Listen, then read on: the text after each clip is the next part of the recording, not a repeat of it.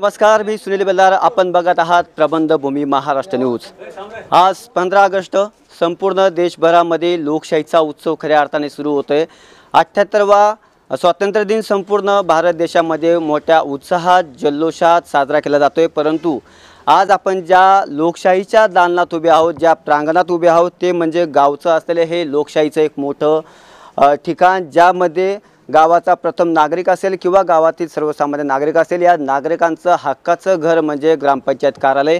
आणि याच ग्रामपंचायत कार्यालयामध्ये आज आपण उभे आहोत. आज आपण नाशिक जिल्ह्यातील देवळा तालुक्यातील महालपाटणे गावात उभे आहोत, ज्या गावावरती गेल्या काही दिवसांपासून एक वेगळ्या प्रकारचं राजकारण या ठिकाणी पाहायला मिळते. या गावावरती गेल्या काही दिवसांपासून गावाचेच असलेले माजी सरपंच यांच्या माध्यमातून एक आरोप केला गेला. आणि या आरोपानंतर खऱ्या अर्थानं सांगायचं म्हटलं तर गावाची जी इज्जत असते ते वेशीवर टांगली गेली. कारण पुन्हा ग्रामपंचायत कार्यालयामध्ये असणारे जे लोकप्रतिनिधी असतात, जे आपण माझ्या बाजूला बघू शकता, डाव्या बाजूला जे सळे ते लोकप्रतिनिधी, काही ठराविक लोकप्रतिनिधी म्हणतो ते लोकप्रतिनिधी या ठिकाणी उभे आहेत. या लोकप्रतिनिधींना या सर्वसामान्य मायबाप जनतेने निवडून दिलं ते यासाठी की त्यांनी गावाचा विकास केला पाहिजे, गावाचा सर्वांगीण विकास एकत्र येऊन झाला पाहिजे. परंतु ज्या पद्धतीनं आरोप प्रत्यारोप होत आहेत त्यामुळे गावाची आबरू कुठेतरी वेशीवर टांगली जाते.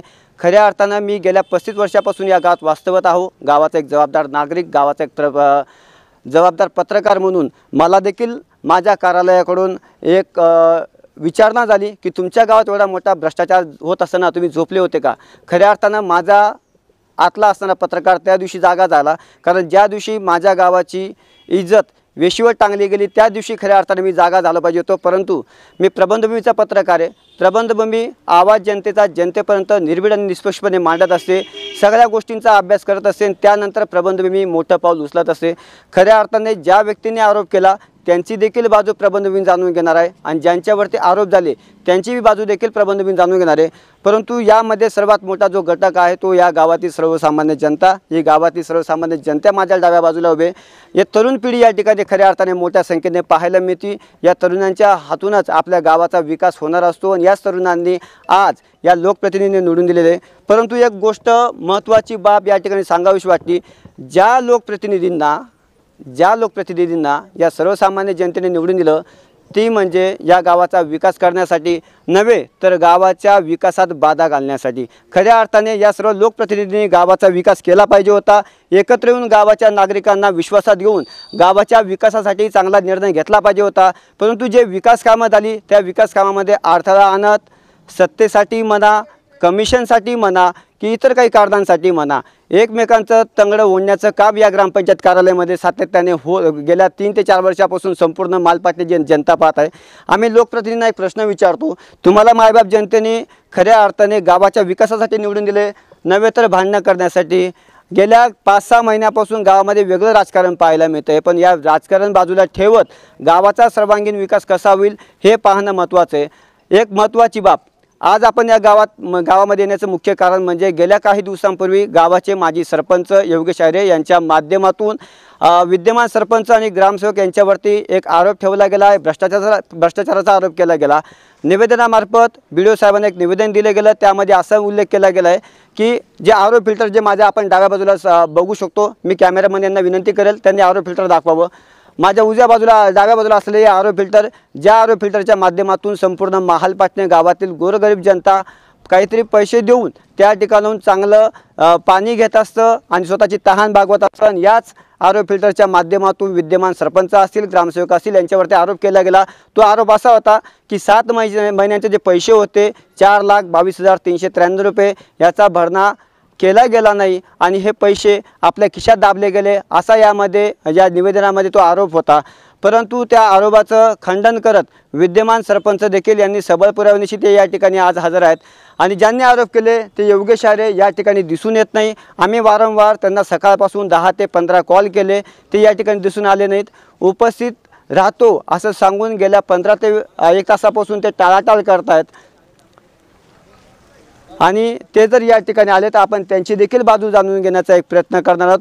विशेष म्हणजे प्रबंधभूमीने हा कार्यक्रम 10 वाजता आयोजित केला होता. आता सुमारे 11 वाजता या ठिकाणी सर्व मायबाप जनता या ठिकाणी आहे. आपण त्यांच्याशी या संदर्भात चर्चा करणार आहोत. विशेष म्हणजे आपण या गावाच्या जनतेला एक प्रश्न करणार आहोत की जे गावाचे लोकप्रतिनिधी तुम्ही या ठिकाणी निवडून दिलेत, तुम्ही कशासाठी निवडून दिलेत आणि त्यांनी काय केलं पाहिजे हे आपण गावातील नागरिकांना विचारणार आहोत.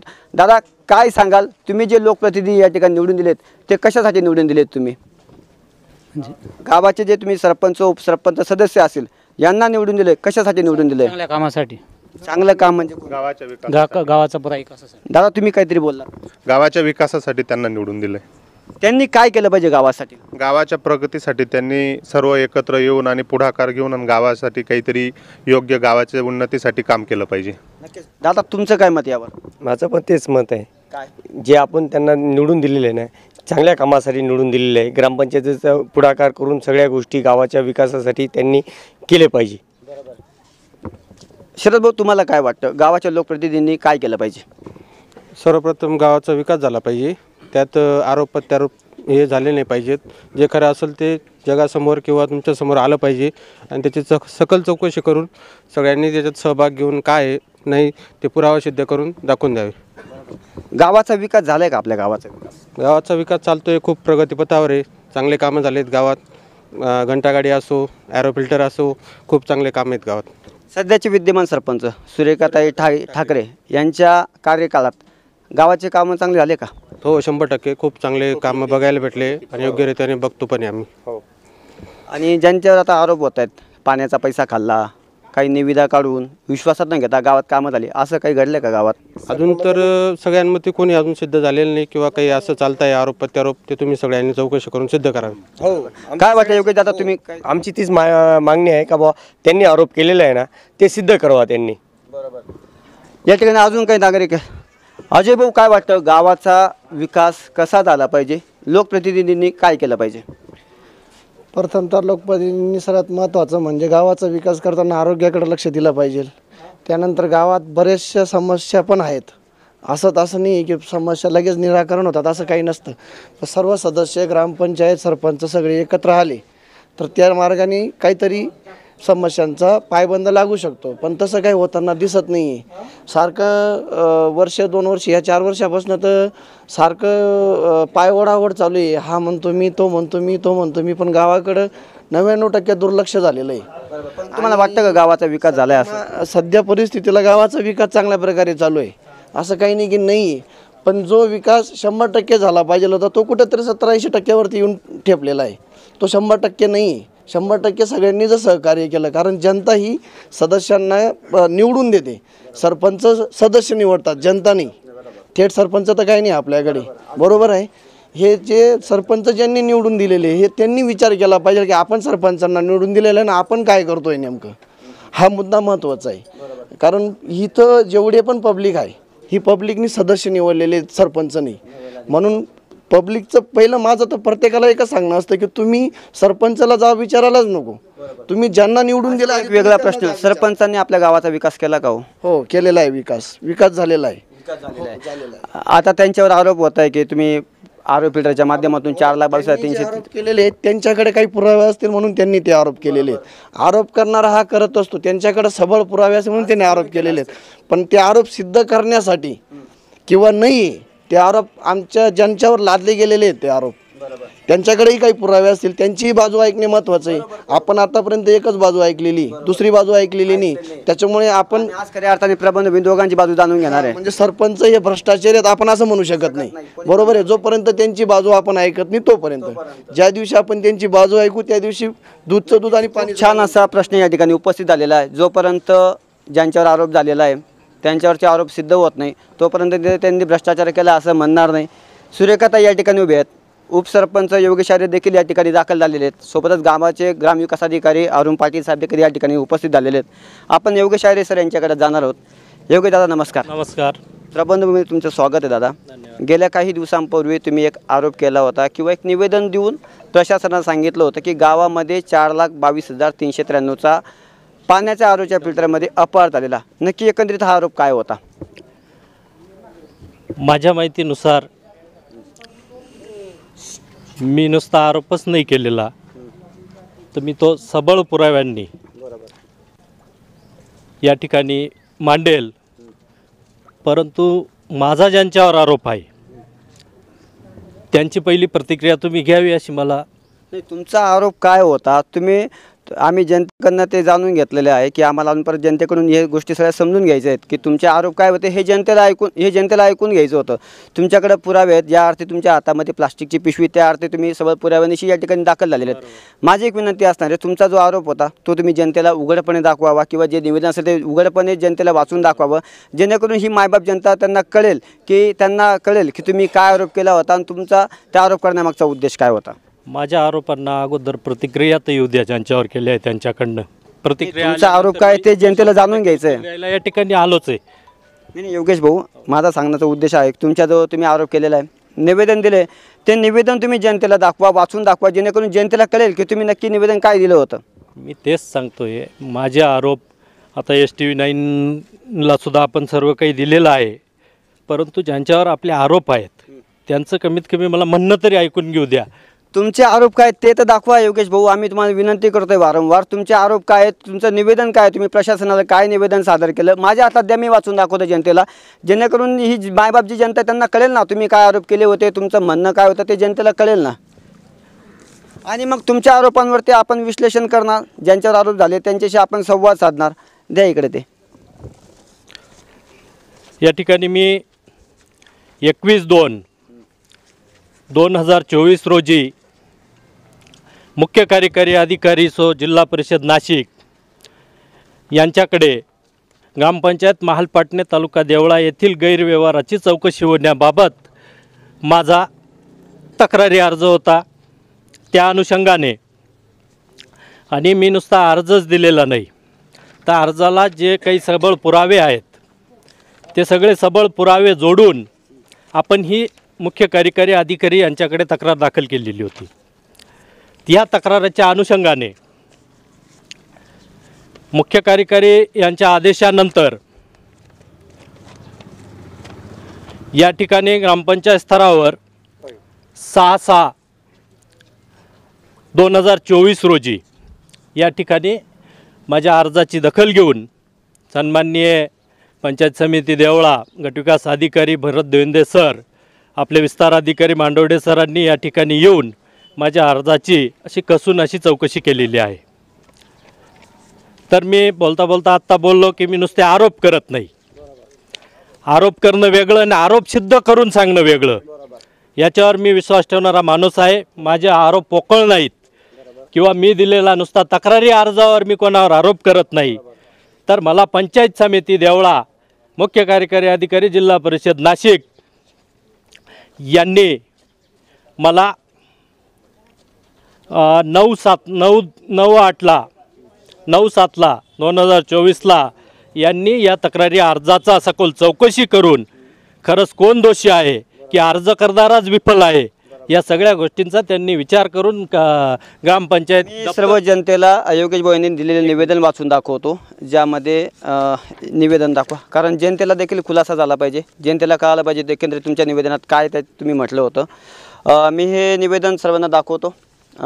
कॅमेराला विनंती करतो त्यांना जर फोकस करता आलं तर करू शकतात, कारण प्रबंधभूमीच्या माध्यमातून हे निवेदन सर्व मायबाप जनतेला वाचता येणार आहे. मी हे निवेदन वाचून दाखवतो.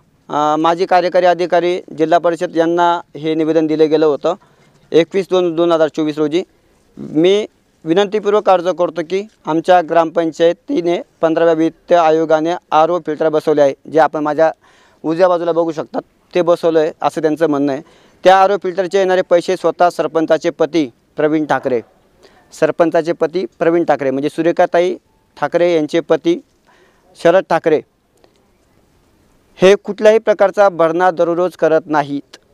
म्हणजे RO फिल्टरच्या माध्यमातून जे तुम्ही रोज 5 रुपये टाकून जे पैसे टाकतात ना, ते पैसे म्हणतात ते. तसे सामान्य रोकड वहिवाट नमूद केले आहे व त्यांनी 10 महिन्यांनी सदर भरणा ग्रामपंचायतच्या खात्यावर भरणा केलेला आहे. म्हणजे भरणा केला आहे पण 10 महिन्यांनी केला असं त्यांचं म्हणणं आहे. बरोबर योगेश भाऊ? बरोबर. तसेच 5 बँक पासबुकची झेरॉक्स व रोकड वहीची झेरॉक्स प्रत जोडली आहे. तसे आमच्या ग्रामपंचायतमध्ये सरपंचाचे पती प्रवीण ठाकरे यांच्या मोठ्या प्रमाणात हस्तक्षेप आहेत. हे प्रवीण ठाकरे कोण, आपण त्यांच्याशी देखील संवाद साधणार आहोत. व भावकीतील लोकांना ग्रामपंचायतीचे विकासाचे कामे त्यांनाच वाटप करतात. भावकी म्हणजे शरद ठाकरे यांच्या भावकीतील व्यक्तींना सर्व ग्रामपंचायत कार्यालयामध्ये कामं दिली जातात असा त्यांचा थेट आरोप आहे.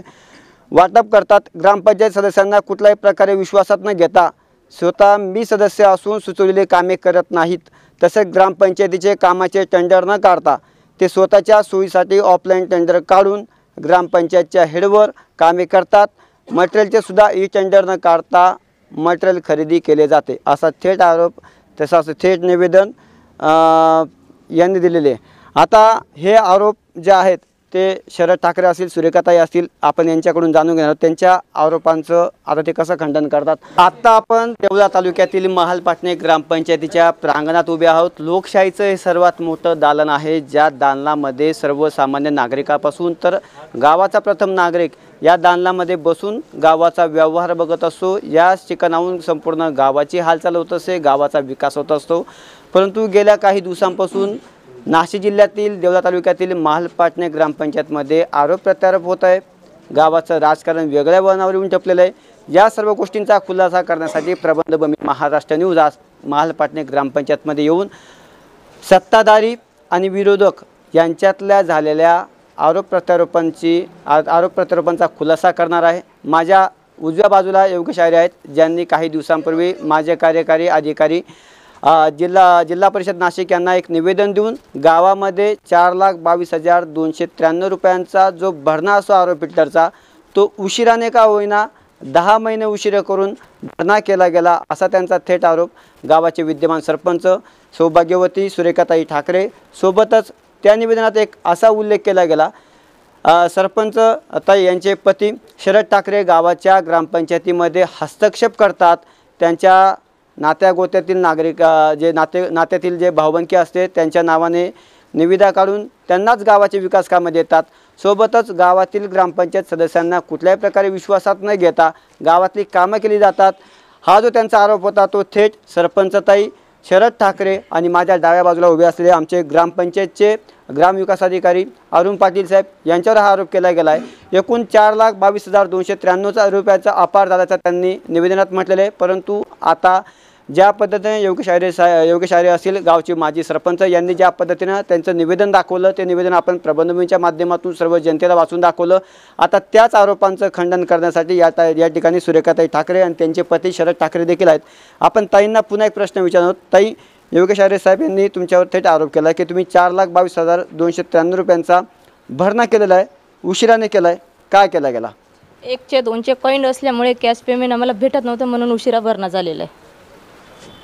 4,22,293 रुपये तुमच्या 7 महिन्याचा तुमचा जो कालावधी होता त्याच्यामध्ये जमा झाले होते. तुमचं म्हणणं असं की ते चिल्लर स्वरूपात जमा झाले? चिल्लर कोणी घेत नव्हतं. बरोबर. मग तुम्ही हा भरणा कसा केला? म्हणजे जी चिल्लर होती त्याचं कॅशमध्ये रूपांतर कसं केलं आणि बँकेत केव्हा भरले? कॅशमध्ये आम्ही एका दुकानदाराला सांगितलं की हे चिल्लर घ्यावं आणि आम्हाला कॅश द्या. मग ती कॅश आम्हाला मिळाली मग आम्ही बँकेत भरणा केला. एक मोठा प्रश्न या ठिकाणी मी सगळ्यांना विचारतो. या ठिकाणी ग्रामपंचायत सदस्य किती लोक आहेत त्यांनी फक्त वरती हात करा. आज गावामध्ये एवढा मोठा आपल्या गावाची अब्रू वेशीवर टांगली जाते, याची दखल खरं तर ग्रामपंचायत सदस्यांनी घेतली पाहिजे होती. सर्व ग्रामपंचायत सदस्य असतील त्यांनी या ठिकाणी उपस्थित राहिलं पाहिजे होतं. मी विनंती करतो सगळ्यांना, कोण कोण ग्रामपंचायत सदस्य या पब्लिकमध्ये त्यांनी वरती हात करावं. वरती हात करा. योगेश भाऊ तुम्ही देखील हात करा. वरती हात करा. ग्रामपंचायत सदस्य तुम्हाला मोजून दाखवतो. किती ग्रामपंचायत सदस्य आपल्या कार्यालयात? 11 आहेत. 11 लोकांची ग्रामपंचायत. लक्षात घ्या बघा महालपाटणेकरांनो, सर्व जिल्ह्यातील नागरिकांनी एक लक्षात घ्या. महालपाटण्याची अब्रू काही दिवसांपूर्वी वेशीवर टांगली गेली, आरोप प्रत्यारोप झाले आणि ही दखल कोणी घेतली पाहिजे होती? ग्रामपंचायत सदस्यांनी घेतली पाहिजे होती. त्यांनी या ठिकाणी प्रामुख्याने उपस्थित राहिलं पाहिजे होतं. काल प्रबंधभूमीने देखील त्यांना ठणकावून सांगितलं होतं की तुम्ही सर्वांनी या ठिकाणी उपस्थित राहा. ग्रामपंचायत सदस्य असतील आणि सभापुरवणीशी उपस्थित राहा. या ठिकाणी बघा ना, मोजून 4 लोक उपस्थित आहेत. एक आहेत, पुढे या तुम्ही, एक त्यांच्या मिसेस आहेत, झेरॉक्स इथं उभी आहे, त्यांचे मिस्टर उभे आहेत. एक कुलकर्णी अण्णा, एक सौभाग्यवती सुरेखाताई ठाकरे 2 आणि योगेश आर्य 3. अजून कोणी आहे का इथं? 11 पैकी 3 लोक उपस्थित आहेत. मायबाप जनतेवर तुम्ही लक्षात घ्या बरं का. तुमच्या गावाची जी इज्जत ना ती टांगली गेली आणि इथं फक्त 11 पैकी 3 लोकच उभे आहेत. आरोप करणारा ज्यांच्यावर आरोप आहेत ते आणि गावाचे सध्याचे उपसरपंच कुलकर्णी अण्णा, एवढे 3 लोक उभे आहेत. उर्वरित बाकी लोक गेले कुठं? तुम्ही हा विचार करा. तुम्ही या मायबाप जनतेने तुम्ही त्या लोकांना निवडून दिलं ना, पुढच्या या लोकांना त्यांना धडा शिकवा चांगला. तुम्हाला आम्ही कशासाठी निवडून दिलं होतं? गावाच्या विकासासाठी. गावामध्ये काय राजकारण चालू आहे, सगळ्यांना तुम्हाला न्याय आहे, तुम्ही मायबाप जनता या ठिकाणी उपस्थित आहे, ग्रामपंचायत इतर सदस्य उपस्थित नाही का नाही, हा प्रश्न तुम्ही त्यांना विचारा.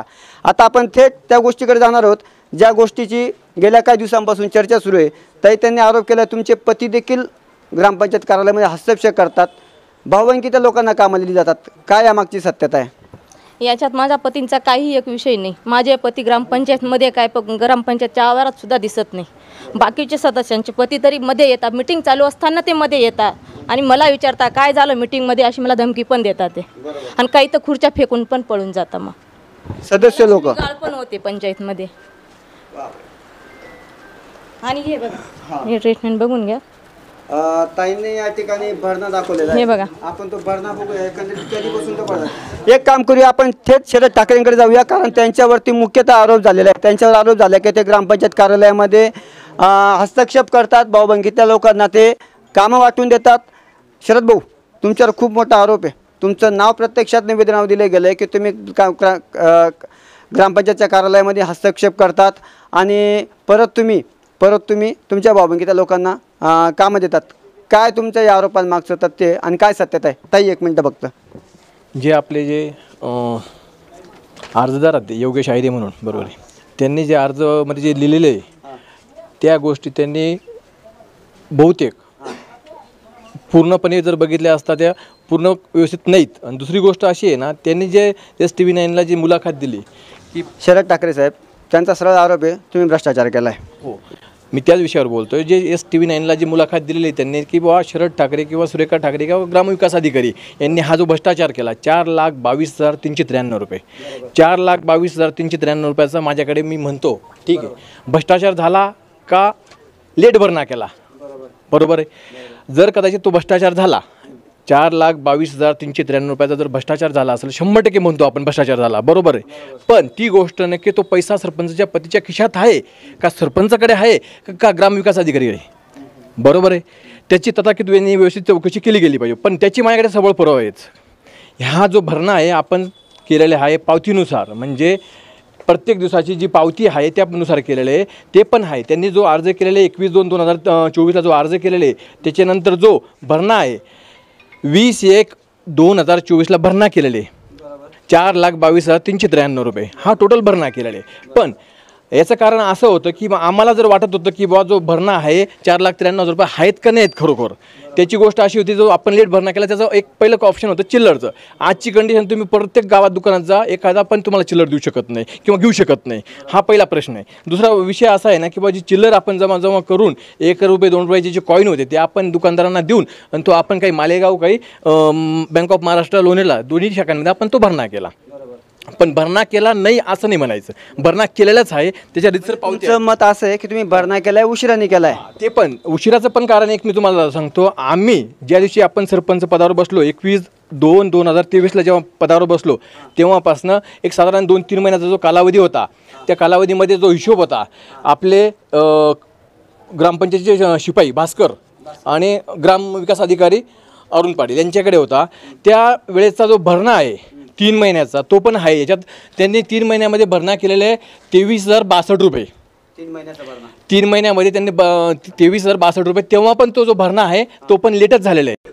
हा पहिला विषय. सेकंड विषय असा आहे, आपले जे माजी सरपंच सुमनताई त्यावेळेस होते योगेश आहिरे हे डेप्युटी, त्याच्यानंतर 1 वर्ष परत सुमनताई सरपंच, नंतर निर्मलाताई डेप्युटी. हा जो विषय आहे तेव्हाचा जर भरणा बघितला त्यावेळेसचा त्या हिशोबाच्या अनुषंगाने मी बोलतो की बुवा आपल्याकडे बँक स्टेटमेंट त्यांनी जो कार्यकाळ आहे साधारण 23-24 महिने असतील किंवा 22-23 महिने असेल किंवा 20 महिने असेल, त्याचा जो कार्यकाळातला जो आहे बँक स्टेटमेंटनुसार त्यांनी जो भरणा केलेला आहे 1,59,000 रुपये भरणा केलेला आहे. 1,59,000 रुपये भरणा केलेला आहे. हो, त्यांच्या कार्यकाळातला विषय आहे. हां, आणि हो 20 महिन्याचा 1,59,000 रुपये भरणा केला. 20 महिन्यांचा भरणा. एक मिनटं सगळ्यांना प्रश्न विचारतो मी, लक्षात घ्या. 20 महिन्यांचा भरणा 1,59,000 रुपये. राहिला विषय, दुसरा विषय राहिला ज्या वेळेस आपल्या ग्रामपंचायतीमध्ये थोडासा इश्यू झाल्यानंतर जो हिशोब होता तो सरपंच आणि जो ग्रामविकास अधिकारी त्यांच्याकडे जो सोपवण्यात आला, त्याला जे मॅनेजमेंट होतं त्याचं आपले ग्रामपंचायतचे पाणीपुरवठा कर्मचारी आबा शिवले यांच्याकडे देण्यात आलं होतं. त्याच्यासाठी आपण तो ठराव पण करून घेतला होता, कारण का मागे थोडेसे प्रॉब्लेम आल्यामुळे ते आपण ते करावं लागलं गावाच्या विकासासाठी. राहिला विषय तेव्हा नंतर सूर्यकांत प्रवीण ठाकरे जेव्हा सरपंच पदावर बसले त्या दिवसापासून म्हणजे आमच्याकडे हिशोब आहे 27/5/2023 पासून. हा 27 तेव्हापासून वही केलेले, पहिले वही होती का नव्हती मला माहीत नाही, पण आताचा जो विषय आहे 27/5/2000 इथे तारीख लिहिलेली आहे, 27/5/2023 ते 26/5/2024. त्याच्यानंतर 2 स्टेटमेंट आहे याच्यात. परत एक आहे 27/5 ते 14/8 म्हणजे कालपर्यंत. आपला कार्यकाळ झालेला आहे टोटल 18 महिन्यांचा. 18 महिन्यांमध्ये 3 महिन्याचा हिशोब होता भाऊसाहेबांकडे आणि भास्कर शिपाई त्यांच्याकडे. त्याच्यानंतर आपल्याकडे उरलेले आपल्याला 15 महिने. 15 महिन्यांमध्ये आपल्याला जो भरणा केलेला आपण टोटल बँक स्टेटमेंटचा तुम्ही केव्हाही बघू शकता, तो स्टेटमेंटनुसार केलेले आपण. थोडंसं थांबवतो. मला एक सांगा, तुम्ही ही ज्या गोष्टी केल्या, ठराव पास केला, भरणा केला, ह्या गोष्टी ग्रामपंचायत सदस्यांना ज्ञात होत आहे का? तुम्ही त्यांना विश्वासात घेतलं का? एक मिनटं, ते पण सांगतो बरोबर. एक मिनटं, तुम्ही तोपर्यंत शोधा. योगेश्वरांना एक प्रश्न विचारतो. ते म्हणतात की आम्ही भरणा केला, चिल्लर होती, उशिराने झाला, पण त्यांच्याकडे सबळ पुरावेत.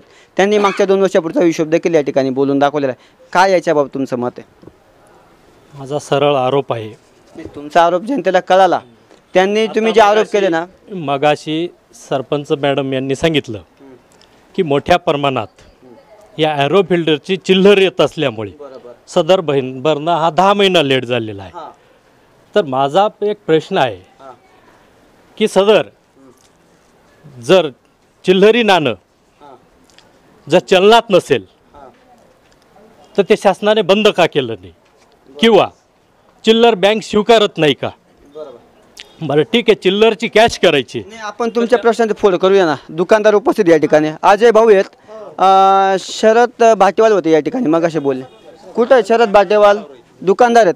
दादा अजय भाऊ, मला सांगा, तुमच्याकडे साधारण मी 1000 रुपयाची चिल्लर आणली, तुम्हाला ती वाटायला म्हणा किंवा लोकांना द्यायला किंवा तुम्हाला घ्यायला त्रास होतो का आनंद वाटतो?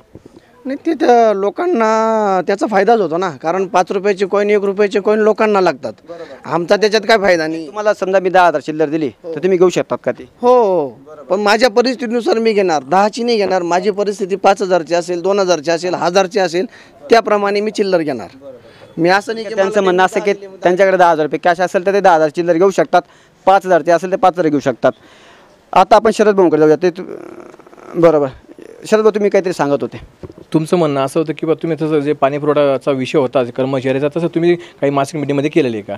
तर तसा विषय केलेला आहे की बा इथं लिहिलेलं आहे की कोणत्या अहवालामध्ये आपला जो पंचायत समितीने जो दिलेला अहवाल, जे माननीय आपले जे माझे मित्र आहेत योगेश आयरे यांनी जो आपल्याला अर्ज केला होता, त्या अर्जातून जो अहवाल प्राप्त झाला त्याच्यात लिहिलेले आहे इथं की बा इथं स्पष्टपणे लिहिले की मासिक मीटिंगमध्ये ठराव क्रमांक 17/7/2023 रोजी हा मासिक मीटिंगचा ठराव केलेला आहे.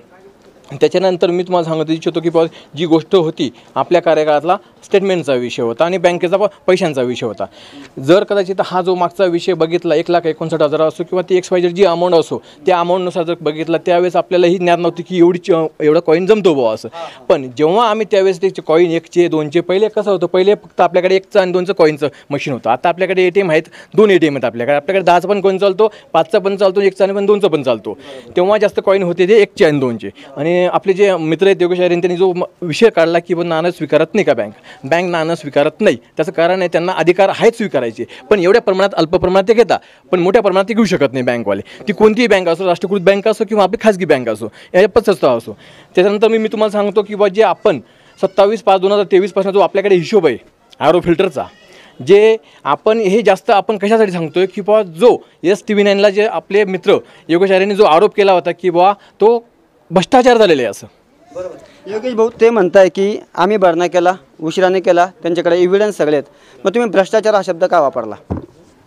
त्यांच्याकडे एव्हिडन्स आहेत, परंतु माझ्या तक्रारी अर्जातच तसा उल्लेख आहे.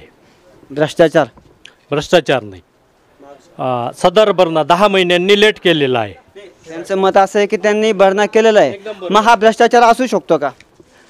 जर त्यांच्या नियमाप्रमाणे जर ग्रामपंचायत चालत असेल तर त्यांच्या म्हणण्याप्रमाणे ते असू शकतं, पण ग्रामपंचायत जर अधिनियमाप्रमाणे चालत असतील, इथे प्रशासकीय अधिकारी अरुण पाटील आहेत, ग्रामपंचायत जर अधिनियमाने चालत असेल तर हा 100% भ्रष्टाचार. आपण अरुण पाटील साहेबांकडे जाऊया.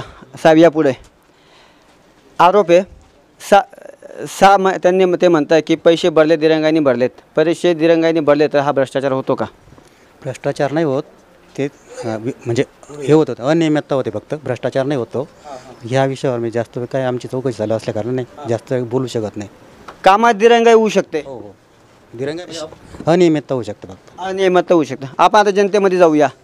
सर्व जनतेला माझा एक प्रश्न आहे. योगेश आयरे साहेबांनी जे निवेदन दिलं त्याच्यामध्ये म्हटलं गेलं पैसे खाल्ल्याचा त्यांनी आरोप केला होता, दिरंगाई म्हटली होती किंवा भ्रष्टाचार म्हटला होता. गावाची विषयी आबरू टांगली गेलेली, प्रश्न शब्द कुठलाही असो, एक वेळेस टांगली गेली. शरद आयरे म्हणतात की आम्ही 100% पैसे भरले, चिल्लर असल्या कारणाने बँका ती चिल्लर स्वीकारत नाही, दिरंगाई नाही स्वीकारते. सोबत आम्ही शासनाला एक विनंती करतो, ज्या पद्धतीनं 4,22,293 रुपये तुमच्याकडे येत असतील तर चिल्लर स्वीकारण्याचा तुमच्याकडे काहीतरी एक नियम असला पाहिजे, अटी असल्या पाहिजे, हे आम्ही शासनाला सांगतो, विनंती करतो. जनतेला विचारूया की शरद ठाकरे यांनी भ्रष्टाचार केलेला आहे का? कोण बोलणार? दीपक भाऊ, तुम्ही सुशिक्षित आहात, काय वाटतं? शरद ठाकरे यांनी पैसे भरले, दिरंगाईने भरणे हा भ्रष्टाचार असू शकतो का? नाही, भ्रष्टाचार नाही असू शकत, भ्रष्टाचार नाही असू शकत. सर्वात माझा एक महत्त्वाचा मुद्दा असा आहे, जर शरद ठाकरे जर 15 महिन्याच्या कालखंडात 4,22,000 जर कलेक्शन असू शकतं, 7 महिन्याच्या कालखंडात 4,22,000, हां, आणि जर मागचे सरपंच डेप्युटी जर 22-23 महिन्यात जर 1.5 लाख रुपयेपर्यंत कलेक्शन होत नसेल, आरो फिल्टर तेच आहे, पैसा तोच जमा होतोय. वास्तविक तो उन्हाळ्याचा पिरियड होता, त्यावेळेस पाणी हे जास्त लागत होतं गावाला, त्यावेळेस कॉईन सुद्धा मिळत नव्हते, अशी परिस्थिती होती. मग मला सांगा, भ्रष्टाचार कोणता समजायचा? मागचा समजायचा का आत्ताचा समजायचा? ही जनतेला पण माहिती, आलं का लक्षात? ही जनता ठरवणारी, जनता इतकी वेडी नाही. आज सुज्ञ मतदार झालेला आहे, प्रत्येकाला कळतं भ्रष्टाचार कुठला आहे. मग हा हिशोब त्यांनी सादर करावा, त्यावेळेस जनता पण समजेल आणि मी पण समजेल की भ्रष्टाचार मागचा होता का आत्ताचा आहे. बरोबर बापू, 2 मिनिटं, आलं लक्षात? मग हा कालखंड फरक पण आहे 7 महिन्याचा, आलं लक्षात?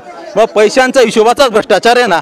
पंचायतमध्ये आज जर गावोगाव जर विनंती सगळ्यांना, कॅमेरा चालू आहे, कोणी संविधानाची भाषा वापरा, कोणी गोंधळ घालू नका.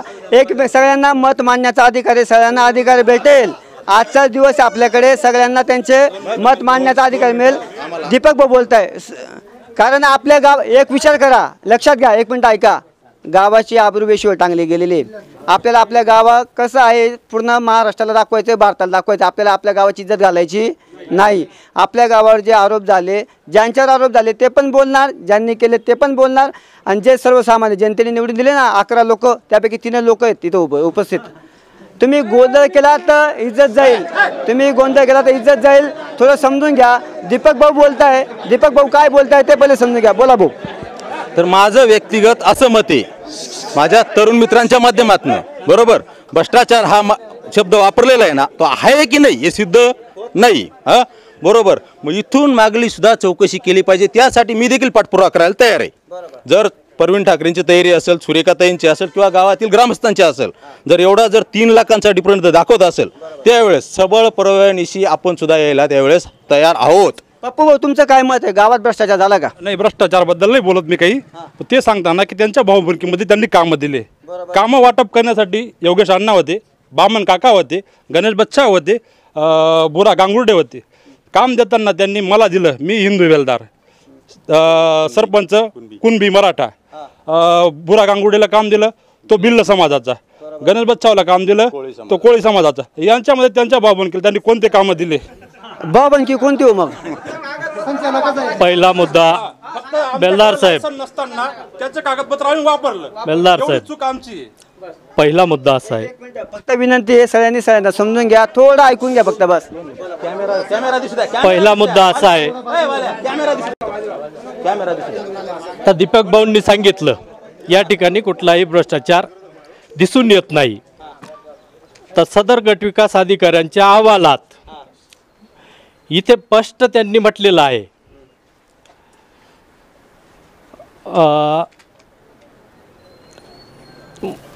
तात्पुरत्या स्वरूपाचा अपार झाल्याचे निदर्शनास आलेलं आहे. अपार या शब्दाचा अर्थ काय सांगावा? मी काय म्हणतो, तुम्ही तात्पुरता झाला ना, त्यांनी मान्य पण केला, त्यांनी दिरंगाई झाली हे त्यांनी मान्य केलं. ग्रामपंचायत अधिनियमांनी चालते, कोणाच्या वैयक्तिक खासगी नियमांनी चालत नाही. कोणाच्या शासनाने अहवाल दिलाय, तुमच्यावर ठपका ठेवलाय, तुम्ही त्या अहवालाबद्दल तुमचं काय मत? तुमचं त्या अहवालावर काय मत आहे? थांबा एक मिनिट ऐका, त्या अहवालावर तुमचं काय मत? माननीय योगेश आयरेने जे अर्ज जो केलेला आहे त्या अर्जानुसार आपल्याला त्याच्यात थोड्याफार चुका असतील किंवा नसतील तो त्यांचा विषय आहे. मी या विषयावर बोलतो की त्यांनी जो आपल्यावरती आरोप केलेला आहे STV9च्या माध्यमातून, तो भ्रष्टाचार जो शब्द वापरलेला आहे. STV9 नाही S9 बरं का अर्थ आहे. शरद पवारांचा जो STV9 असेल ना, ते त्याच्याने त्यांनी जो आरोप केला होता आपल्यावरती, त्यांनी जेव्हा वाचून करत असताना त्यांनी जेव्हा हे दाखवलं होतं योगेश अण्णांनी आपल्याला की बा इथं बँकेत भरणा झालेलं नाही. फक्त माझी एवढी एक मला एक सांगा शरद भाऊ, तुमच्याबद्दल यांनी शासनाने अहवाल दिला, याच्यात भ्रष्टाचार शब्द आहे का? नाही, इथं भ्रष्टाचार शब्द अजिबात नाही. फक्त माझं वैयक्तिक मत होतं, जो त्यांनी त्या प्रेस समोर जे बोलले तेव्हा त्यांनी फक्त एवढं मानायला पाहिजे अण्णांनी की बुवा हे जे म्हटलेलं ना की बँकेत नाही बुवा, असं फक्त इथं म्हटलेलं ना त्यांनी, इथं अहवालात म्हटले जसे आपण त्या अण्णांनी ते म्हणतात की तिथं अपहार शब्द वापरलेला आहे. पण आम्ही पण हे म्हणतो की भ्रष्टाचार नाही. हा जो विषय आहे इथे म्हटलेलं आहे, सादर ही रक्कम bank of Maharashtra Malegaon camp 20/1/2024 रोजी 4,22,393 एवढी बँकेत भरणा केलेली आहे. स्पष्ट थांबवतो. या ठिकाणी हायलाईट केलेलं बघा, हा शासनाचा अहवाल आहे. याच्यात स्पष्ट म्हटलं आहे, सदर रक्कम ही bank of Maharashtra Malegaon camp दिनांक 20/1/2024 रोजी 4,22,393 इतकी रक्कम बँकेत भरणा केलेली आहे. याचा अर्थ काय माहितीये का? 7 महिन्याचा भरणा त्यांनी केलेला. आता जनतेत जाऊया. एक मिनिट पवार साहेब मला सांगा, नंदूभाऊ, शरद ठाकरेंनी भ्रष्टाचार केलाय का? तिथं नाही म्हणते दडदडात, कसं काय भ्रष्टाचार आहे? फक्त लेट भरणा केलेला एवढं मान्य आहे आम्हाला. काय वाटतं शरद ठाकरेंनी भ्रष्टाचार? लेट भरणा केला तेच. शरद ठाकरेंनी भ्रष्टाचार केला नाही, भ्रष्टाचार नाही. लेट. अजय भाऊ भ्रष्टाचार केलाय? भ्रष्टाचार केलेला नाहीये, पण जे आरोप झालेले भ्रष्टाचार केलाय. कोण अजून बोलणार? भाऊ भ्रष्टाचार केलाय शरद ठाकरे? नाही केलेलं नाही. तुमचं मत काय? नाही, भ्रष्टाचार करतात एवढा लाईट बिट थोडी लावतात. तो पण विषय घेऊ आपण, लाईटांचा पण विषय घेऊ. सोन्या भाऊ तू सांग, इकडे समोर आहे. ऐका, गावात सगळ्यात चांगलं व्यक्तिमत्व कोणाच्या? गोरगरीब व्यक्ती. ऐका गोरगरीब जनतेच्या कुठल्याही कामासाठी धावणारा माणूस. सोन्या भाऊ, भ्रष्टाचार झालाय का? नाही झालेले भ्रष्टाचार आजपर्यंत. आपल्या ग्रामपंचायतमध्ये कलर झालेला नव्हता. आजपुरती नाव होतं ग्रामपंचायत बागलाण तालुका होता, तेव्हा आजपर्यंत देवळा तालुका तिथं नाव टाकलेलं नव्हतं. दादांनी ते आले, ते कलरिंग झाली, वालपुट्टी झाली, चांगल्या कामं विकसनी केलेली आहेत. परत लाईट वगैरे झालेले आहेत. परत दादा एक वेगळा प्रश्न बघा, भारी प्रश्न मांडला. गावात कॅमेरे नव्हते. भाऊसाहेब, हे कॅमेरे कुठल्या निधीतून बसवले गेले? किती खर्च आला आणि कुठल्या निधीतून झाला गेला? कधी हा ठराव पास झाला? कोणी ठराव पास केला? कॅमेरा त्यांनी स्वतःच कुठून बसवले ते काय ग्रामपंचायत त्याच्यात बसवलेलं नाही. स्वतः म्हणजे त्यांनी कुठून केलं, खर्च केला ते काय माहीत नाही आपल्याला. तुम्हाला जे बघतानाच गावातले कॅमेरे, भाऊसाहेब, शासनाचा एक अधिकारी बोलतोय की ते कॅमेरे ऐकून घ्या, समजून घ्या. एक प्रश्न माझा व्यवस्थित की गावात जे कॅमेरे बसवले गेले ते शरद ठाकरे यांनी बसवलेले आहेत, त्यांच्या स्वखर्चातून बसवलेले आहेत. सुनील निकम, उद्धव बाळासाहेब ठाकरे यांच्या शिवसेनेचे पदाधिकारी आहेत. आपण त्यांच्याशी संवाद साधणार आहोत. सुनील भाऊ, जय महाराष्ट्र. आपल्या प्रबंधभूमीमध्ये स्वागत आहे. शरद भाऊंवरती आरोप झाले. तुमचे मित्र योगेश आयरे देखील आहेत, शरद भाऊ देखील आहेत. पण तुम्ही कोणाची बाजू न घेता सत्य जे असेल गावाच्या जनतेला एक जबाबदार पदाधिकारी म्हणून सांगावा अशी विनंती आहे. शरद भाऊंवरती झालेले आरोप आहेत, त्यांनी भ्रष्टाचार केला का? माझा केलेला नाही. ठीक आहे, लेट भरणा झालेला आहे थोडाफार, पण भ्रष्टाचार झालेला नाही. यांच्या कार्यकारिणीमध्ये 20 महिने यांनी जर केलेले आहे, तेव्हा नाही यांना पंचायत दिसले का? तेव्हा नाही दिसले का क्लिअर कट की 20 महिने आपला थकलेला आहे ना? आता इथं 2-3 महिने थकलेला असेल आणि त्यांनी लगेच दाखवलेलं आहे. शरद ठाकरेंनी आजपर्यंत कुठल्या प्रकारचं कचराकुंडीचं आपल्याला साधन नव्हतं. त्यानंतर कुठल्याही माध्यमातून केलं का? त्यांनी केलं, 1 नंबर काम केलं. त्यानंतर जे केलं, आपला डस्टबिन दिले त्यांच्या खर्चातून दिले, कॅमेरे त्यांच्या खर्चातून. भाऊसाहेबला विचारा कोणत्या माध्यमातून केलं, काय केलं, त्यांनी सांगून दाखवा. भाऊसाहेबांनी आतापर्यंत शरद ठाकरे 4 लाख रुपये खर्च केलेले आम्ही सांगतो. आम्हाला दाखवलेले प्रत्येक वेळेस त्यांना 2च वेळेस फक्त दिलेले भाऊसाहेबनी की एक वेळेस मोटरचा खर्च दिला. मोटरसुद्धा स्वतःने आणलेली, मोटर जळून गेली तर मोटर स्वतःने आणलेली. 4 दिवस लागते पाणी यावायला, बरोबर शे. ही टेंडर म्हणतात 4 दिवस लागते, तो गाव बुके राहू द्या नका. मग ते असे फास्ट काय जे काम झालेले ना, शरद ठाकरेंनी 1 नंबर काम केलेले. आतापर्यंत कुठल्याही सरपंचांनी काम केलेलं नाही. तुम्हाला माहिती, तुम्ही गावातल्या स्थानिक असलेल्या तुम्हाला माहिती आहे, शरद ठाकरेंनी 1 नंबर काम केलेले. बरोबर, सगळे लोक म्हणतात शरद ठाकरे यांनी जे काम केलं ते त्यांनी स्वखर्चाने केलेत. कॅमेरे स्वखर्चाने बसवलेत. गावात डस्टबिनचं वाटप स्वखर्चातून झालं. काही काही अजून काही गोष्टी आहेत त्या आपण आयरे सरांच्या माध्यमातून जाणून घेणार. गावाचे आमचे रिटायर्ड शिक्षक आहेत, त्यांच्याशी आपण संवाद. सर काय सांगाल? आयरे केशव राजाराम, सेवानिवृत्त मुख्याध्यापक. पण मला लहानपणापासून समाजसेवेची आवड होती. मी सुद्धा 15 वर्ष ग्रामपंचायत 15 वर्षात ग्रामपंचायत म्हणजे माझ्या हाताने 3 सरपंच तयार केले. पहिला गोकुळ शेठ, नंतर लताबाई बच्छाव, नंतर शिवाजी दोदा आयरे. हे स्वतःचे सरपंच असताना सुद्धा एवढा विकास माझ्याकडनं झाला नव्हता, ही मी पहिले मान्य. 15 वर्षाच्या कार्यकालात विकास झाला लक्षात घ्या. 25 वर्षात. पण मला वाटलं एक 15 का 18 महिन्यात शरद ठाकरेला कळत न कळत आमच्याकडनं सपोर्ट झाला आहे. मात्र त्यांनी आमचं जे हृदय आहे ते पूर्ण भरून काढलं आहे. जे मागितलं होतं थोडं, पण त्यांनी इतकं दिलं, त्याच्यावर आम्ही अतिशय खुश आहोत. त्यांना सरपंच केल्यामुळे मी खुश आहे. बाकी नाराज लोक आहेत 2-3, जास्त नाही, 2 किंवा 3. इथं थोडं राजकारण आहे, थोडं राजकारण आहे. मी सांगतो 11 लोकांची ग्रामपंचायत, 3 लोक उपस्थित. अहो विकले गेलेत काही पद विकून टाकले, काही नाही. पद विकून राजीनामा दिलेत काहींनी, पद विकून दिलेत. आता स्वामी पद विकता कोणी विकता, कोणी राजीनामा मागितला? मागच्या सरपंचाकडे मागितला असेल तर बघा, एवढं जनतेला कोणी राजीनामा मागितला नाही. असा राजीनामा असा गेलेला नाही, मी माझा आरोप आहे. बरोबर. पण आज जे सरपंच बसले ते ज्येष्ठांच्या पुण्याने बसलेले. हो, आपली पुण्याई सांगतो मी, छातीवर घेतो, ते पण मान्य करतील. बरोबर. सर आयरे सर काय सांगाल? गावात आरोप प्रत्यारोप, गावाची अब्रुवेशीवर टांगली जाते, कोण काय बोलते, कोण काय बोलते. एक गावाचा जबाबदार नागरिक म्हणून तुम्ही काय सांगाल? मी श्री आयरे सुप्रू पर्वत, रिटायर्ड मुख्याध्यापक. मला वाटतं गेल्या महिन्यापासून किंवा जेव्हापासून ही बॉडी आली, मला वाटतं कदाचित 4थं वर्ष असेल, तेव्हापासून म्हणजे काय सुरुवातीचे 1-2 वर्ष जर सोडले तर तेव्हापासून लपंडाव सुरू आहेत. कोणता लपंडाव? लपंडाव म्हणजे काय? घडीमध्ये मी तुझ्याकडे, तू माझ्याकडे, घडीमध्ये इकडे, घडीमध्ये तिकडे, असे लपंडाव चालू आहेत. आणि ह्या लपंडावातून हे सर्व काही घडतंय. म्हणजे सगळं काही सत्तेसाठी, फक्त सत्तेसाठी. तर मला वाटतं 1.5 वर्ष झाले असतील कदाचित.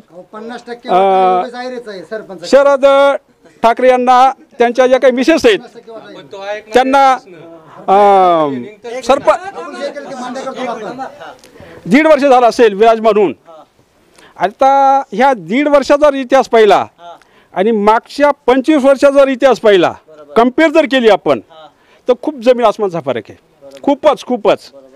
कारण ह्या माणसाने कुठल्याही प्रकारची लालसा न धरता अतिशय जो निधी आला असेल तो निधी त्या कामासाठी त्यांनी व्यवस्थितपणे म्हणजे भ्रष्टाचारचे आरोप होत आहेत ना सर. आता गावगाडा आहे, भ्रष्टाचारचे आरोप होणार आहे. चांगल्या मी काय म्हणतो, 1 मिनिट काय बोलले?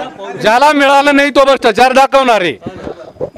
मधल्या काळात असं झालं, जेव्हा शरद ठाकरे सरपंच होणार होते तेव्हा योगेश आयरेन त्यांनी सखोलपणे प्रयत्न करून सरपंचाला मदत केली, बरोबर. परंतु 5-6 महिने ते त्यांच्याबरोबर राहिले.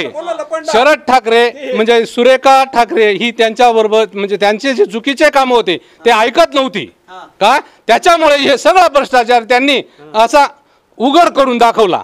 आधी 20 महिने जो होता, आधी पण पैसे 2-2, 4-4 महिने, 5-5 महिने भरतच नव्हते. तुम्ही आता विषय घ्या, 2.5 वर्षात 1.5 लाख रुपये भरतात आणि 16 महिन्यात हा माणूस 7.5 ते 8 लाख रुपये भरतो. याचा ऑफर किती आहे? एक मिनिट सर, एक मिनिट. आता हा प्रश्न आपण थेट उपसरपंच विचारूया. सरपंच साहेब 1 मिनिट ऐका ना. यांनी गावाचा विचार केला पाहिजे, डायरेक्ट गावाची इज्जत वेशीला टांगली. एक मिनिट ते म्हणताय की नाही गावाची इज्जत वेशीवर टांगली यांनी. ज्या सरपंच बाईच्या इथं मीटिंग चालू असताना खुर्च्या फेकून बाहेर निघून जाता, म्हणजे याचं कारण काय? एक मिनिट. ज्यावेळेस सुमनताई सरपंच होत्या त्यावेळेस हेच योगेश आयरे मीटिंग होऊ देत नव्हते. काय कारण? एक मिनिट, त्यांना त्रास दिला, ते ऐकत नव्हते, मग यांच्याकडे आलेत. आता हे ऐकत नाही म्हणून यांच्यावर काहीतरी कुभांड रचायचं. योगेश आयरे एक डेप्युटी साहेब यांनी सुद्धा एक काम घेतलेलं होतं. वर मळ्यात काय इथं एकाच्या नावावर काम घेतले आणि 2-3 जण वाट्याने होते. एक मिनिट ते आपल्या ग्रामपंचायत एक मिनिट सर एक मिनिट फक्त मला बोलू द्या. ते आपले विद्यमान सदस्य आहेत, माजी सरपंच आहेत, त्यांच्यावर आरोप होत आहेत, त्यांना बोलू द्या एक शब्द. बोला सर. प्रथमतः बेलदार साहेब, माझी तुम्हाला एक विनंती आहे की आता संपूर्ण या आरोप प्रत्यारोपाच्या फेरीत तुम्ही सगळ्यांचं म्हणणं अतिशय सविस्तरपणे ऐकून घेतलेलं आहे आणि मी सुद्धा ते ऐकलेलं आहे अतिशय शांततेनं, न कुठे काही डिस्टर्ब करता. माझं एक विनंती सगळ्यांना, ते आपले विद्यमान सदस्य आहेत, त्यांच्यावर कोणी भ्रष्टाचाराचे आरोप करू नयेत. त्यांनी आरोप केले ना, आपल्याला ते सिद्ध करायचे. त्यांचे आरोप कितपत खरे आहेत. 20 महिन्याच्या कालखंडामध्ये तुम्ही 1,59,000 रुपयांचा भरणा केलेला आहे. त्यांनी अवघ्या 7 महिन्यामध्ये 4,22,000.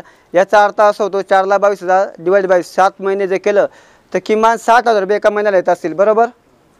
तर 2 वर्षामध्ये, बरोबर सर, माझं गणित योग्य असेल तर सांगा, सरासरी आपण एका महिन्याला आपल्या आरो फिल्टरच्या माध्यमातून 50,000 रुपये जमा होतात असं समजूया आपण. 2 वर्षामध्ये 12×5 = 60 म्हणजे 12 लाख रुपये जमा झाले पाहिजे होते. योगेश अरे साहेब, तुमच्या कालखंडामध्ये 1,60,000 भरले गेले. 59 आपण 60 म्हणूया. मग ते 2 वर्षाच्या कालखंडामध्ये 2 वर्षाच्या कालखंडामध्ये तेव्हा तुम्ही उपसरपंच होतात. उपसरपंच एक मिनिट समजून घ्या. 2 वर्षामध्ये 12 लाख रुपये जमा झाले पाहिजे होते. आपण 10 लाख समजूया. 2 लाख भरता झाले, उर्वरित 10 लाख रुपये गेले कुठे? बेलदार साहेब,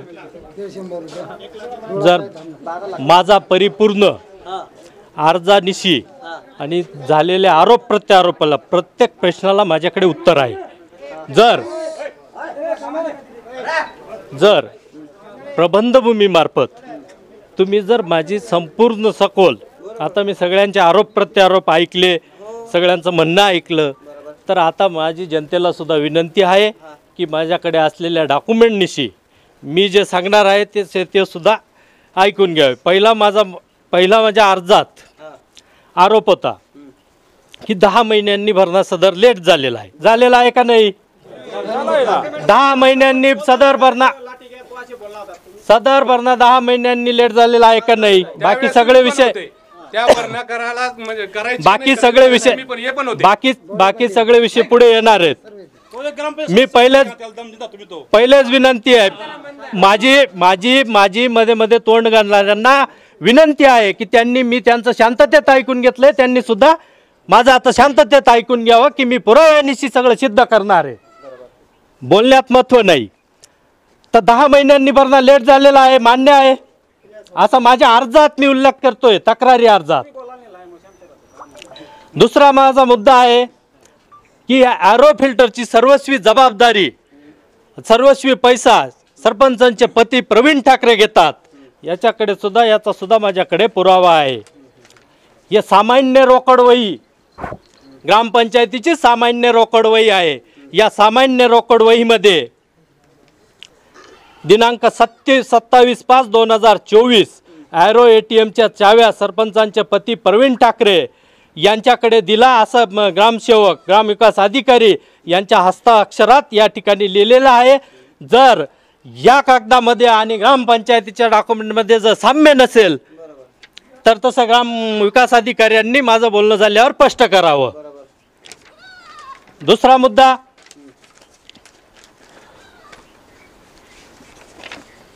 हे आपलं पाणी पुरवठा ग्रामपंचायतीचं अकाउंट आहे, हे लोणेर शाखेत आहे, लोणेर तालुका देवळा.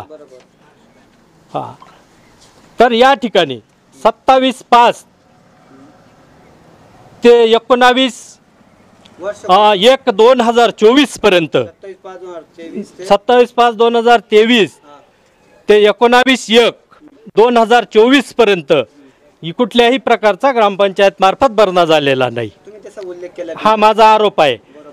त्या आणि मगाशी तुम्ही सांगितलं किंवा मग सरपंचांचे पती प्रवीण ठाकरेंनी सांगितलं की मी हा सदर भरणा मालेगाव कॅम्पमधून केलेला आहे. ते निश्चितच खरं आहे. या ठिकाणी तो भरणा मालेगाव कॅम्प येथून झालेला आहे. परंतु माझा त्यांना प्रश्न आहे, मालेगाव कॅम्प ह्या शाखेत, ती कुठली शाखा असेल, या शाखेत ग्रामपंचायतीचं अकाउंट आहे का? आणि सरकारी अकाउंटवर कुठल्याही शाखेतून परस्पर भरणा करता येतो का?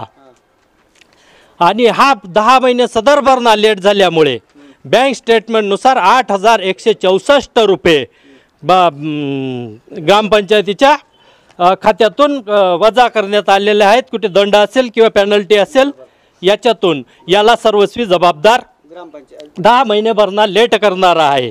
परंतु 4,22,000 हा जर भरणा टप्प्याटप्प्याने जर एका महिन्यात 8 दिवसात किंवा ग्रामपंचायत अधिनियमाप्रमाणे तो भरणा जर नित्यनेमाने केला असता तर त्या पैशाला ग्रामपंचायतीला कुठेतरी व्याजासकट पैसे लागून आले असते. परंतु हा भरणा सदर लेट केल्यामुळे 8,161 रुपये या ठिकाणी पेनल्टी लागलेली आहे. माझा दुसरा मुद्दा आहे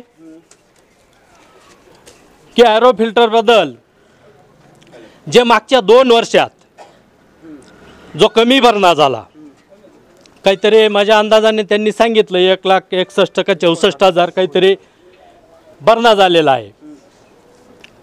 तर माझा कार्यकाळ 15 फेब्रुवारी 2021 ते 21 जानेवारी 2022 हा 1 वर्षाचा कार्यकाळ मी उपसरपंच होतो. आणि त्या कार्यकाळात सुदैवाने आपल्या वॉटर सप्लायचं संपूर्ण गाव पाणी पित होतं. ठराविक लोक फक्त ॲरोवर पाणी घेण्यासाठी येत होते. परंतु आपल्या पाणी पुरवठ्याची जी विहीर आहे महालपाटण्याची, तिचं काही कारणास्तव पाण्यात सोडियमचं प्रमाण वाढल्यामुळे तसे ग्रामपंचायतीकडे पाण्याचे रिपोर्ट असतील तसं तुम्ही या संदर्भात ग्रामविकास अधिकारी यांच्याशी बोलू शकता. तर त्या पाण्याच्या रिपोर्टनुसार काही प्रमाणात आपल्या वॉटर सप्लायचं विहिरीचं पाणी पिण्यायोग्य नाही किंवा थोडंसं खराब आहे, त्याच्याने जनतेला त्रास होऊ लागला. आपण तात्काळ त्यावेळेस आपल्या शेजारील गाव देवपूरपाडे वॉटर सप्लायमध्ये वॉटर सप्लायच्या विहिरीतून पाईपलाईनची व्यवस्था करून त्या विहिरीचं पाणी आपल्या महालपाटण्याला गावाला दिलं का नाही? दिलं का नाही? हां, त्यावेळेस वॉटर सप्लाय देवपूरपाड्याच्या विहिरीचं पाणी अतिशय चांगल्या पद्धतीने पिण्यायोग्य होतं का नसे हे ग्रामविकास अधिकारी या ठिकाणी उपस्थित आहेत. त्यांच्या त्या पाण्याच्या चाचणीवरून रिपोर्टवरनं या ठिकाणी सिद्ध करतील. म्हणून आपण आजारी पडलो तरच आपण दवाखान्यात जातो. आपण जर चांगलं राहिलो तर आपल्याला दवाखान्यात जाऊन मेडिसिन घेण्याची काही गरज आहे का? बरोबर. पाण्याची पातळी खराब झाली, पाणी खराब झालं. पाणी खराब झाल्यामुळे इकडे ॲरो फिल्टरवर लोकांचा कल आला आणि त्या ठिकाणी ॲरो फिल्टरच्या पाण्याची मागणी चालू झाली.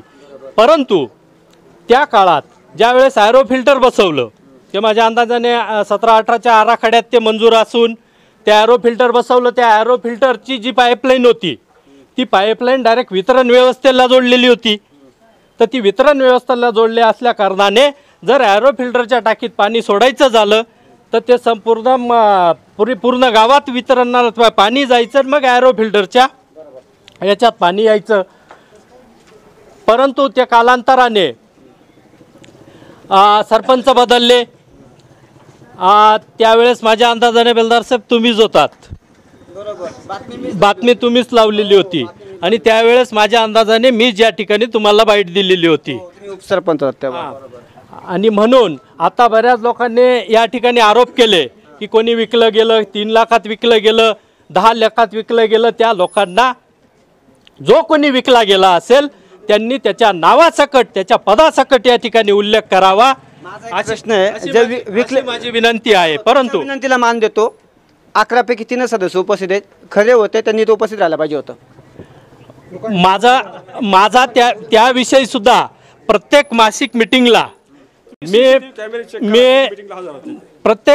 मिटिंगला मी ग्रामविकास अधिकाऱ्यांची माझा निश्चितच थोड्या प्रमाणात का होईनी या विषयावर वाद होतो. आणि मी इथून मागे सुद्धा सांगितलं आहे की जी ज्याची त्याची जबाबदारी आहे ती ज्याला त्याला पळवायला शिकवा. या ठिकाणी जर एखादा ग्रामपंचायत सदस्य लेट येत असेल तर आपल्या अधिनियमात त्याच्यावर काही कारवाई करा. भाऊसाहेब, मला एक प्रश्न जाणून घ्यायचा होता. कुठला ग्रामपंचायत सदस्य मासिक मिटिंगला उपस्थित राहत नसेल, अशा ठिकाणी उपस्थित राहतील त्यांच्यावर कारवाई करण्याची तरतूद आहे का? जर सतत जर 6 महिने एखादा सदस्य गैरहजर राहिला त्याच्यावर कारवाई करता येते. पण तो काही सदस्य 2-2, 4-4 मिटिंगा टाळून मग येतात ना, त्याच्यामुळे ते 6 महिने होत नाही त्यांच्यात. असे किती सदस्य आपल्या ग्रामपंचायतमध्ये? 90% टाळून येतात. ऐका बरं का, 90% सदस्य असे आहेत की ते मासिक मिटिंगला उपस्थित राहत नाही. मग तुमच्या मिटिंगा होता कशा मग इथं? एप्रिलपासून अशी परिस्थिती आहे, 3 सदस्य राहतात. आम्ही तहकूब करतो, या महिन्यात डबल मिटिंगा होतात.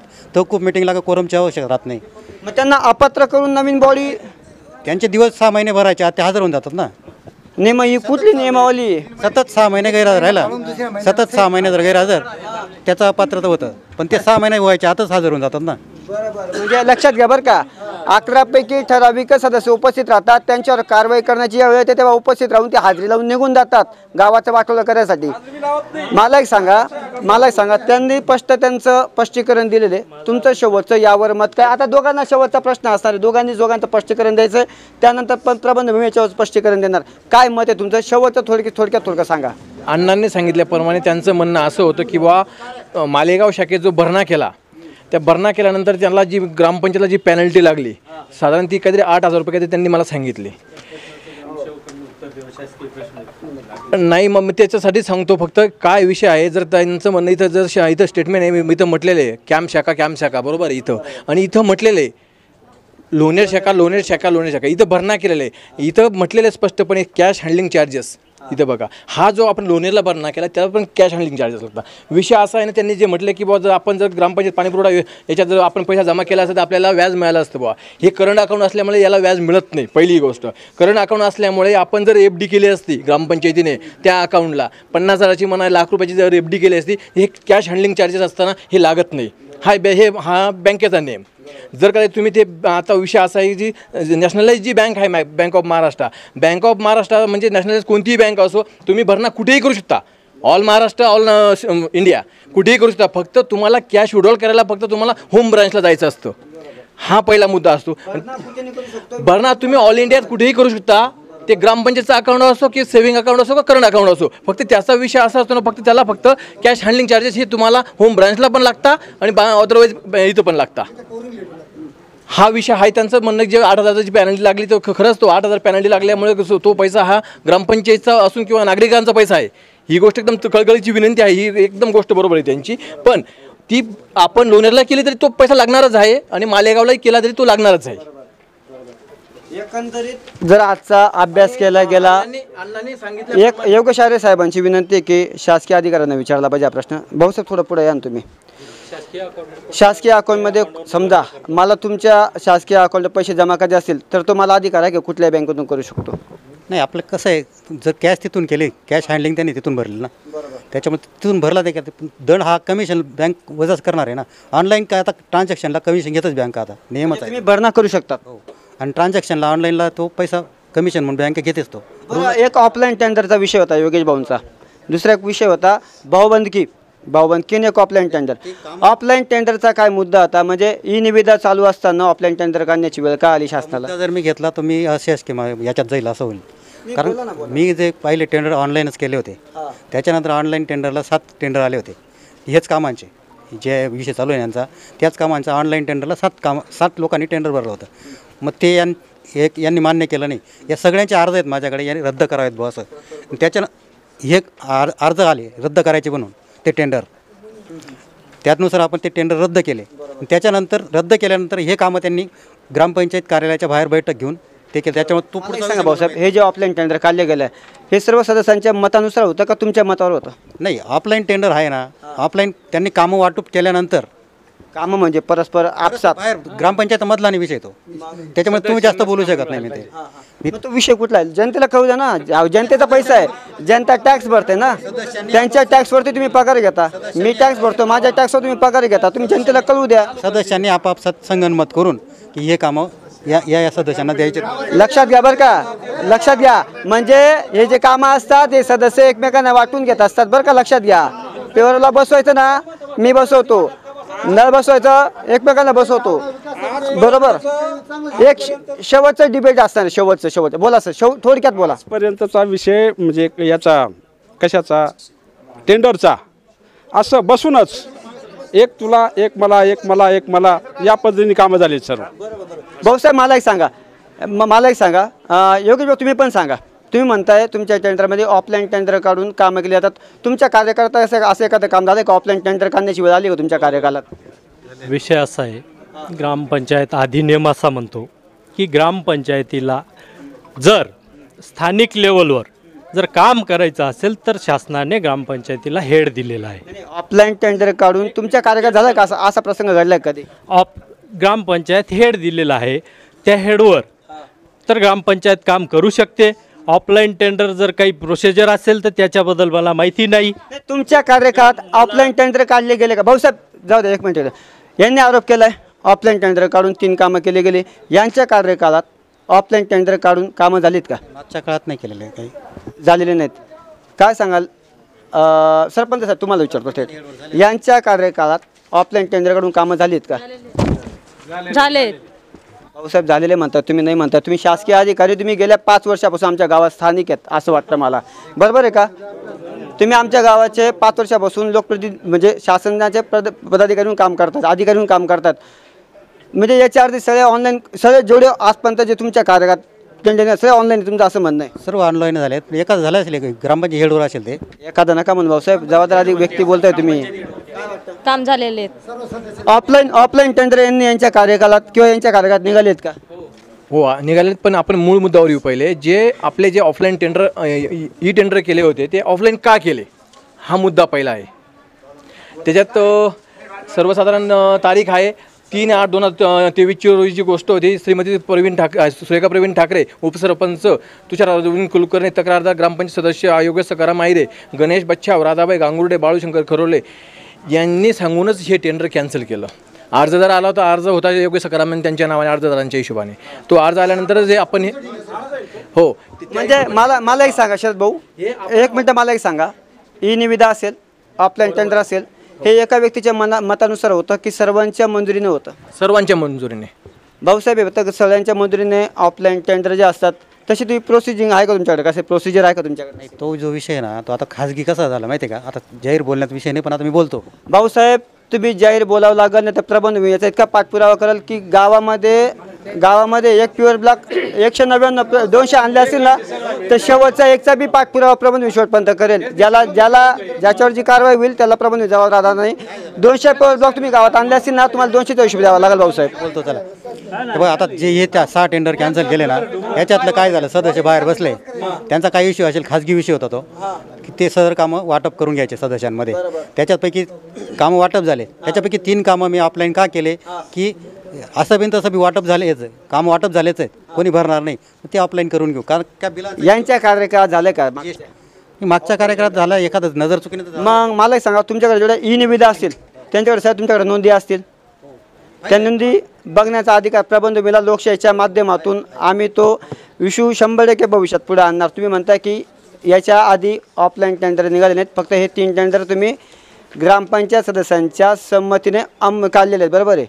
मग हे जे ऑफलाईन टेंडर काढले गेले त्याच्यामुळं आज एवढा मोठा आपल्या गावाची आबरू वेशीवर टांगली गेली, याला कोण जबाबदार? भाऊसाहेब नाही, ऑफलाईन टेंडर एखादं झालं असेल तर मला म्हणजे नाही भाऊसाहेब, थांबा भाऊसाहेब, प्रश्न समजून घ्या. 3 ऑफलाईन टेंडर निघालेत, भरणा उशिरा झाला, याच्यामुळे गावाची आबरू वेशीवर टांगली गेली. संपूर्ण राज्यभरामध्ये आपल्या गावाची चर्चा होतीये, याला जबाबदार कोण?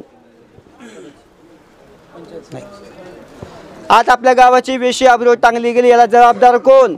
गावकऱ्यांना प्रश्न आहे.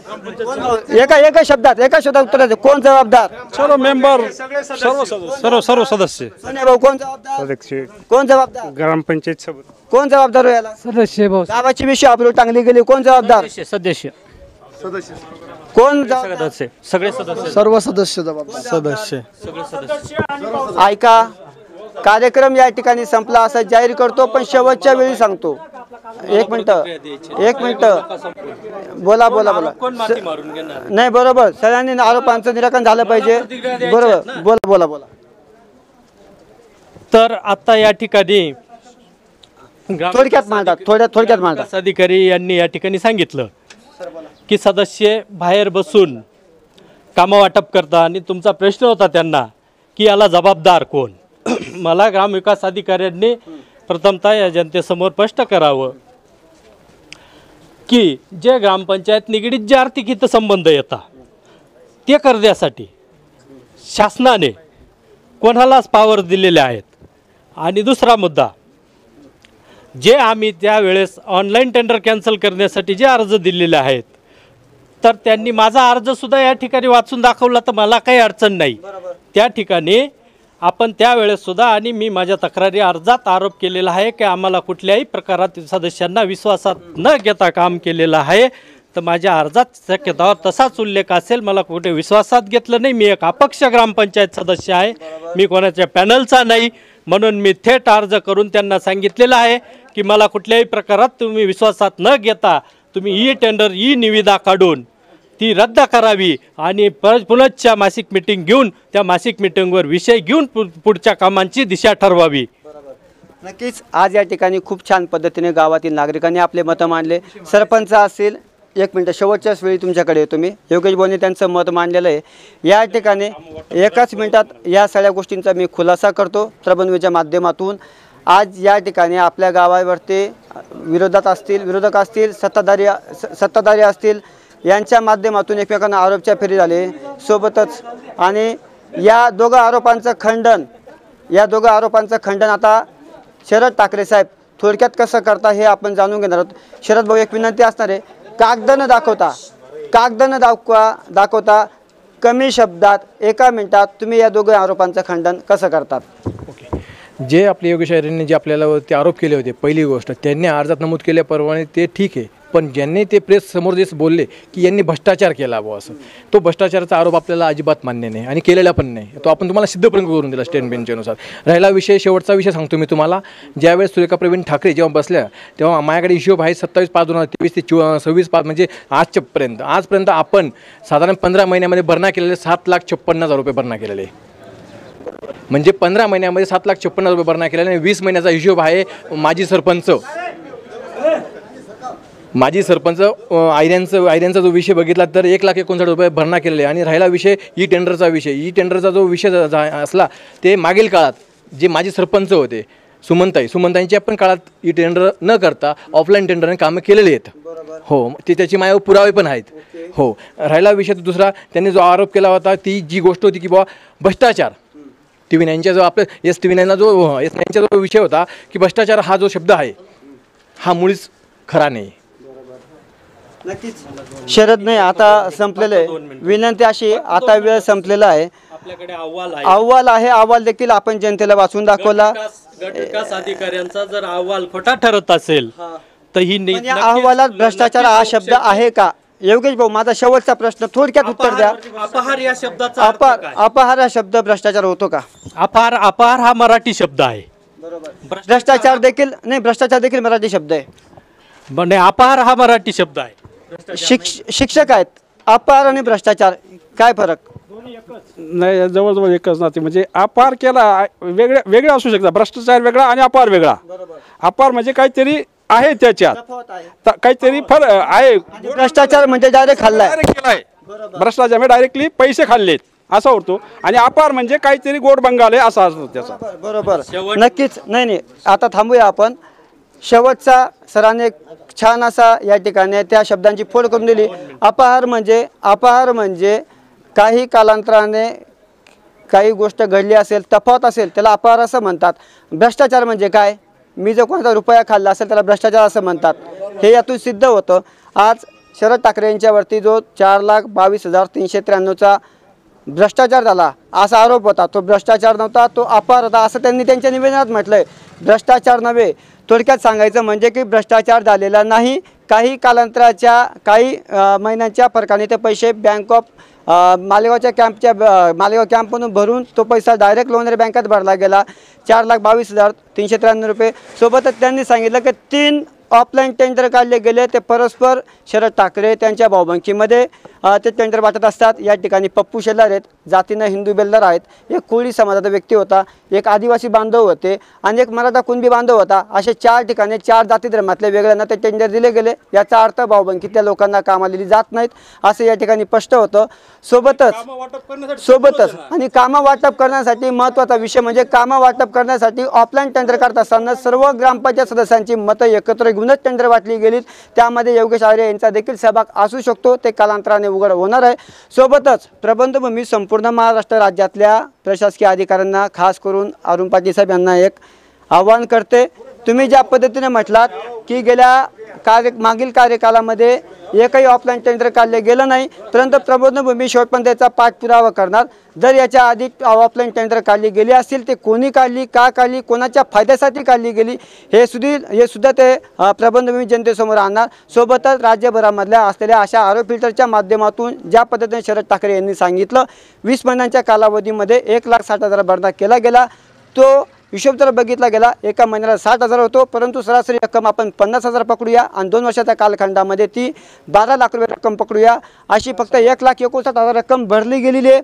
उर्वरित 10 लाखाचा हिशोब कोण देणार ही मायबाप जनता ठरवणार आहे। आणि या ठिकाणी आपण जर बघितलं एवढं मोठं गावाची अब्रू वेशीवर टांगत असताना 11 ग्रामपंचायत सदस्य पाहिजे होते, 3च उपस्थित आहेत, यापैकी उर्वरित सदस्य उपस्थित नाही। याच्यामुळे गावकऱ्यांनी देखील विचार केला पाहिजे की या ग्रामपंचायत सदस्यांना येत्या भविष्यकाळात तुम्ही काय त्यांची जागा दाखवणार। जर तुम्ही त्यांना त्याची जागा दाखवली नाही तर हे 6 महिने ग्रामपंचायतमध्ये येणार नाही, शेवटच्या दिवशी येऊन सही करून निघून जाणार, तुमचा विकास होणार नाही। हे भांडणं यांच्या स्वतःच्या फायद्यासाठी असेच चालू राहतील, आरोप प्रत्यारोप होतील, याच्यात मरणारे तुम्ही सर्वसामान्य जनता, मायबाप जनतेवर जागे व्हा। रोज या ग्रामपंचायत कार्यालयात येऊन सरपंच उपसरपंच यांना ठणकावून विचारा की तुम्ही केलेले कामं कोणते, गावाच्या फलकावर लावा। तर तुमच्यात ती दानत नसेल तर पदावरून रिक्त होऊन जा, हा सर्वस्व अधिकार तुम्हाला आहे।